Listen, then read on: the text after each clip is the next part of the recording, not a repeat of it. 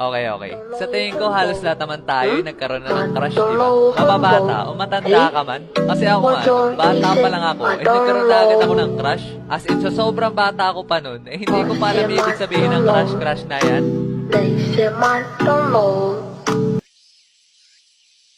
Uy, Rio! Tara laro! Ayaw ko, ang init. Nakakatamad lumabas. Tara na! Niyaya pa ako ni Jel na sunduin ka namin dito sa inyo. Tara na, Rio! だんだん近くなるだんだん嬉しくなる Sige na nga. Tara. Noong mga panahon na yon, lagi akong tuwan-tuwa pag nakakasama namin sa paglalaro si Jill. Hindi niya tunay na pangalan. Kasi minsan, hindi siya pinapayagan ng mga magulang niya na lumabas ng bahay. Madalas din naman kami nakakapaglaro, pero hindi lang talaga katulad ng isa ko pang kaibigan na talaga namang araw-araw kami nakakapaglaro sa labas.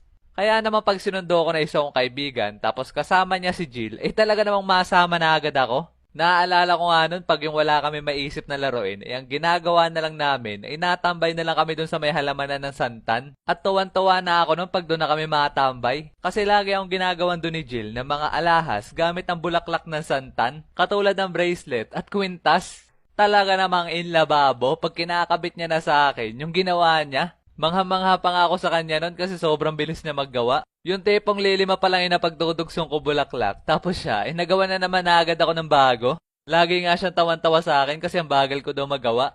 Kaya minsan, ang ginagawa ko na lang pag wala akong mabigay sa kanya pabalik, nilalagyan ko na lang siya ng bulaklak sa may lagayan ng hikaw sa tenga niya.